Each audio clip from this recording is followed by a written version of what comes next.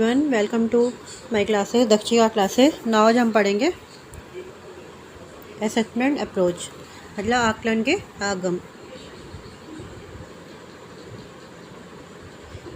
Assessment for learning का next topic assessment approach. आकलन के उपागम में हम लोग पढ़ेंगे आज फॉर्मेटिव असेसमेंट के। स्टार्टिंग करते हैं। आकलन की प्रक्रिया में शैक्षिक उद्देश्यों में लक्ष्यों की प्राप्ति के लिए तथा विद्यार्थियों द्वारा अर्जित ज्ञान को परखने के लिए आकलन किया जाता है। जब असेसमेंट करते हैं तो असेसमेंट की जो प्रक्रिया चल रही होती है उसका उद्देश्य क्या होता है, उसका लक्ष्य क्या होता है? बच्चे के व्यवहार में वांछित परिवर्तन लाना। उसने जो ज्ञान अर्जित किया है उसको परखने के लिए जो हम आकलन करते हैं, बच्चे ने कितनी नॉलेज गेन करी है, बच्चे का प्रीवियस नॉलेज कितना था और बच्चे उसके नॉलेज में कितना चेंजेस आया या परिवर्तन आया। यह योग्यताओं का आकलन करने के लिए उन उपागमों का प्रयोग किया जाता है। कौन कौन से उपागम है आपके सिलेबस में पूछे गए हैं? 2 फॉर्मेटिव और समेटिव। 2 पूछे गए हैं, फॉर्मेटिव और समेटिव। आज हम करेंगे सिर्फ formative assessment for learning. Okay, ठीक है। तो फिर आज हम करेंगे formative assessment for learning. Formative का मतलब होता है फॉर लर्निंग। जब प्रक्रिया चल रही होती है, कुछ काम चल रहा होता है, जब हमारी शिक्षा पद्धति चल रही होती है, जो बच्चों को जो सिखाया जाता है उस दौरान जो प्रक्रिया होती है उसे कहते हैं फॉर्मेटिव असेसमेंट। फॉर्मेटिव को हम कहेंगे अधिगम के लिए आकलन, रचनात्मक आकलन भी बोल सकते हैं, बहुत सारे नाम हैं इनके। फॉर्मेटिव असेसमेंट क्या होता है? Assessment for learning. जब प्रक्रिया चल रही हो, शिक्षण प्रक्रिया जब चल रही है, कोई भी कार्य हम कर रहे हैं, जब वो असेसमेंट किया जाता है उस काम का, उस प्रक्रिया का, तो वो क्या कहलाएगा? Formative assessment.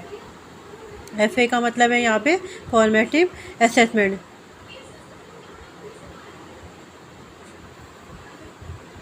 फॉर्मेटिव असेसमेंट शिक्षण प्रक्रिया के दौरान किया जाता है।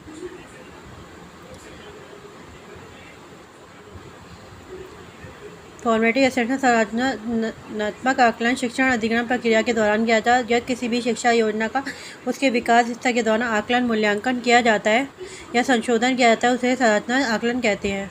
इस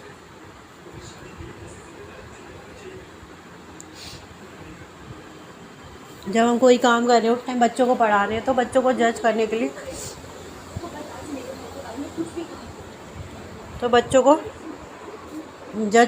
बच्चों को नॉलेज को जांचने के लिए बच्चों से क्वेश्चन पुट अप करते हैं। कोई टॉपिक हम बच्चों को पढ़ा रहे, बीच में हम कोई क्वेश्चन उसी टॉपिक को लेकर जो हम टॉपिक पढ़ाने से क्वेश्चन पूछ लेते हैं, तो वो क्या होगा? फॉर्मेटिव असेसमेंट होगा। क्योंकि पढ़ाते समय इस क्रिया को करते समय हमने उनसे क्या किया है? क्वेश्चन पुट अप करे, उनकी नॉलेज को जांचने के लिए असेसमेंट किया हम लोग ने। बच्चों से क्वेश्चन करके हम ये देखेंगे बच्चे को कहाँ पर प्रॉब्लम आ रही है, उसको आंसर नहीं पता है, तो हम मेथड अपना चेंज करेंगे। अगर बच्चे को प्रॉब्लम आ रही है, हम क्वेश्चन पूछे वो नहीं बता पा रहे, तो हम अपना मेथड चेंज करेंगे, उसे पढ़ाने का तरीका,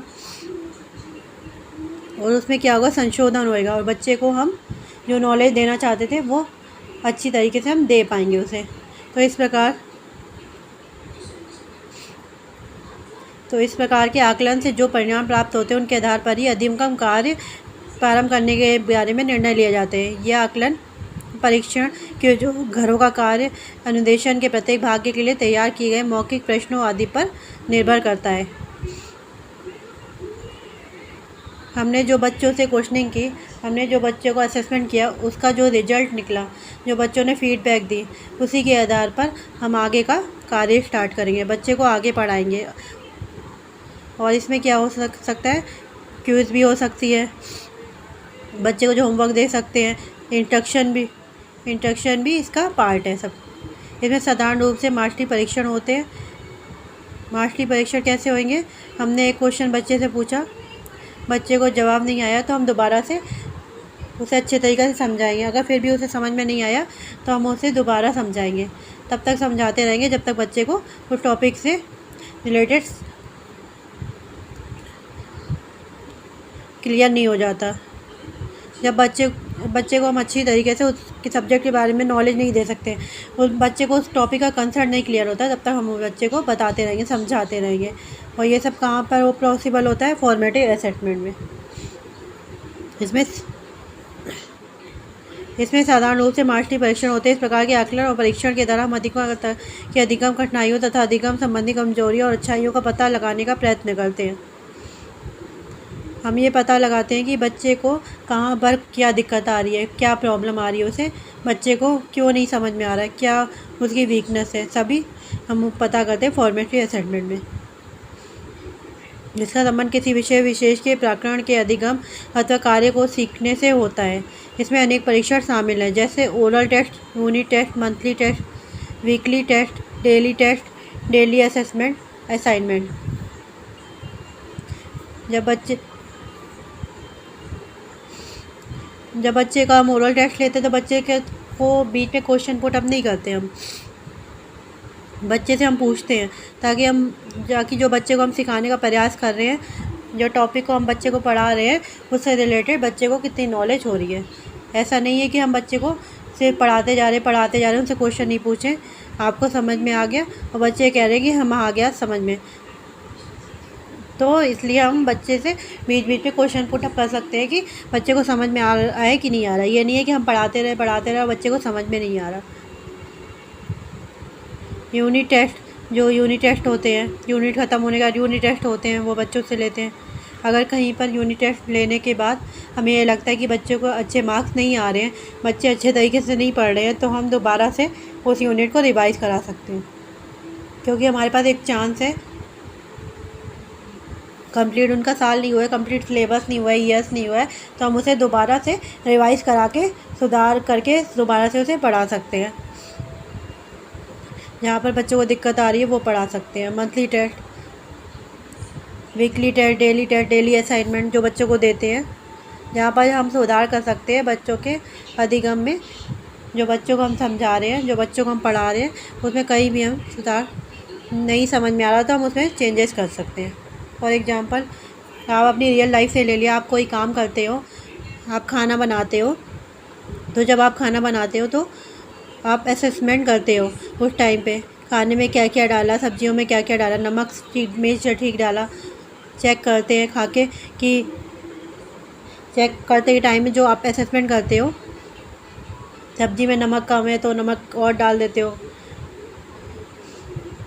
तो उसके अनुसार जो भी आपने सामग्री डाली है, उसमें जो भी मसाले डाले हैं, तो आप ये देखोगे कहाँ पे क्या कोई कमी तो नहीं। अगर कोई कमी होगी तो उसे सुधारने का प्रयास करोगे, तो उसको आप संशोधन कर सकते हो। उसमें जब क्रिया चल रही होती है तो उसी टाइम में उस कमी को रिमूव करके संशोधन कर सकते हैं। तो यही होता है फॉर्मेटिव असेसमेंट। चलिए इसकी विशेषताएं क्या होती है देख लेते हैं। इस प्रकार का आकलन अधिगम कार्य शुरू करने या कार्य समाप्त करने से पहले ही संपन्न किया जाता है। जब हम बच्चे को पढ़ाना स्टार्ट करते हैं और जब हम बच्चे को पढ़ा चुके होते हैं, तो जो टॉपिक हमने क्लास में पढ़ाया है, जब हम पढ़ाना स्टार्ट करते हैं तो बच्चों का प्रीवियस नॉलेज हम मैच करते हैं कि उनसे क्वेश्चन पूछते हैं उस टॉपिक से रिलेटेड, कि बच्चे को उस टॉपिक से रिलेटेड समझ में प्रीवियस हमें 0 से स्टार्ट करना है। और जहाँ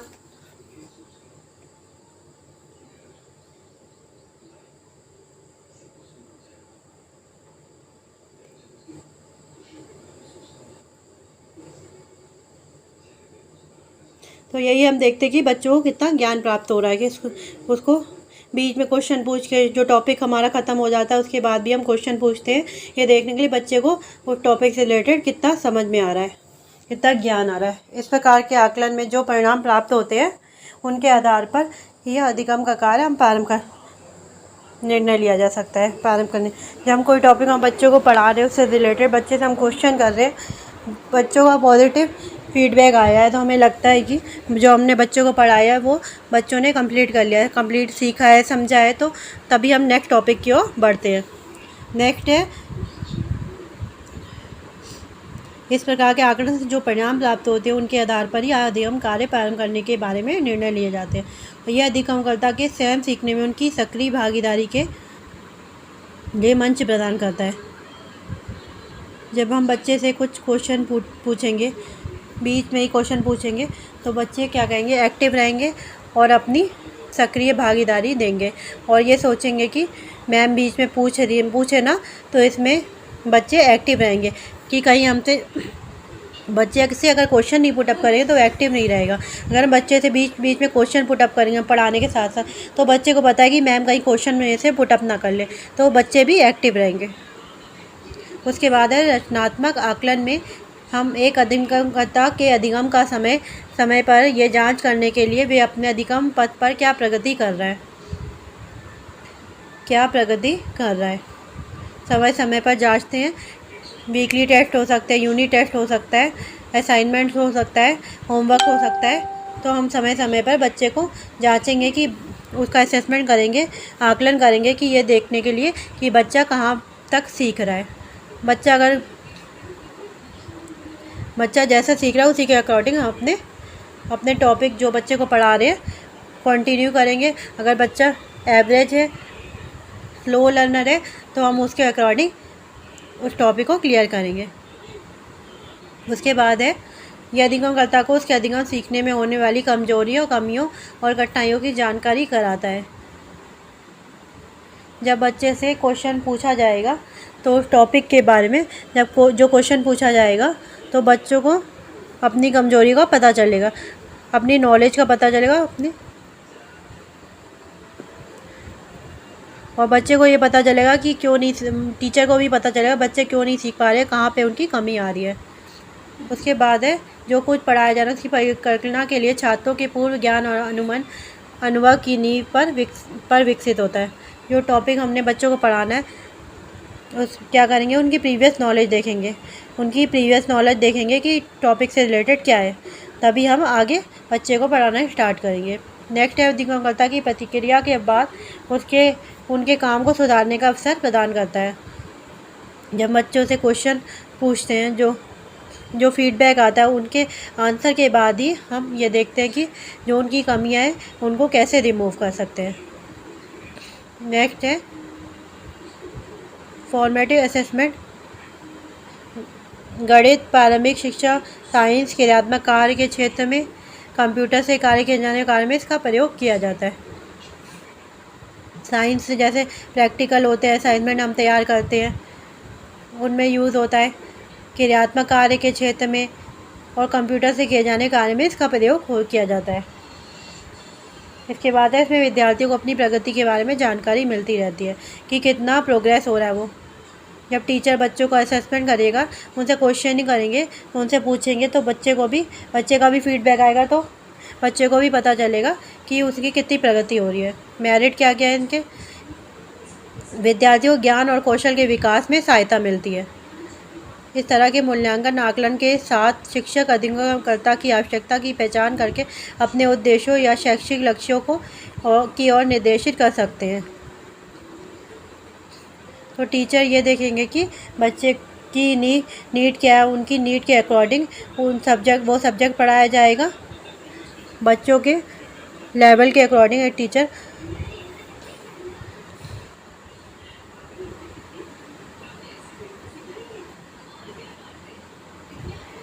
ये देखेगा कि बच्चे की नीड क्या है, बच्चों की नीड के अकॉर्डिंग उन्हें सब्जेक्ट पढ़ाया जाएगा और बच्चों के लेवल के अकॉर्डिंग ही टीचर क्लास में बच्चों का असेसमेंट करेगा या उनके टॉपिक को क्लियर कराएगा। उसके बाद है शिक्षक ये जानने सफल होते हैं कि विद्यार्थी ने कितना ज्ञान अर्जित किया है, कहाँ तक बच्चों ने सीखा है। नेक्स्ट है ये फीडबैक का पैरामीटर है जो छात्रों को ये जानने में सक्षम बनाता है कि वे क्या सीख रहे हैं और उसका कारण भी जानते हैं, क्या सीख रहे हैं और कितना सीख रहे हैं, कहाँ पर उनको कमियां आ रही है, क्या दिक्कत आ रही है। ये सभी इस असेसमेंट फॉर्मेटिव असेसमेंट में होता है और इसको हम सुधार भी सकते हैं। अगर कोई कमी होती है तो हम उसे सुधार भी सकते हैं, फॉर्मेटिव असेसमेंट में ही हम सुधार सकते हैं। उसके बाद इसमें योजनाएं बनाई जाती है और संशोधन की भी अनुमति दी जाती है। कार्यक्रम की योजनाओं तथा और लक्ष्यों पर पुनः विचार के लिए अवसर भी बढ़ जाते हैं। ठीक है, क्योंकि यहाँ पे क्या हो रहा है, जब प्रक्रिया चल रही होती है, कोई काम कर रहे हैं, प्रशिक्षण हो रहा है, अधिगम हो रहा है, तो वहाँ पर कमियों का पता चलता है और उन कमियों को रिमूव करने का भी मौका मिल जाता है, टाइम मिल जाता है। उसके बाद विद्यार्थी और अधिक सीखने के लिए अभिप्रेरित मोटिवेट करता है। विद्यार्थी स्वयं अधिगम के लिए तैयार होते हैं। विद्यार्थी बहुत से जीवन संबंधी कौशल भी सीखते हैं। हमें खुद कैसे असेसमेंट करना है, हम कैसे अपनी कमियों को रिमूव कर सकते हैं, हम क्या और कैसे और बेहतर तरीके से सीख सकते हैं। ठीक है जी, तो आज के लिए बस इतना ही फॉर्मेटिव असेसमेंट। कल हम करेंगे सबमेटिव असेसमेंट, और सिर्फ आपके 2 ही सिलेबस में है, फॉर्मेटिव और सबमेटिव। और वीडियो अच्छी लगी हो तो प्लीज़ लाइक शेयर ज़रूर करिएगा। और फर्स्ट टाइम अगर चैनल पे विजिट कर रहे हो तो प्लीज़ सब्सक्राइब और बेल आइकन का बटन ज़रूर दबाइएगा।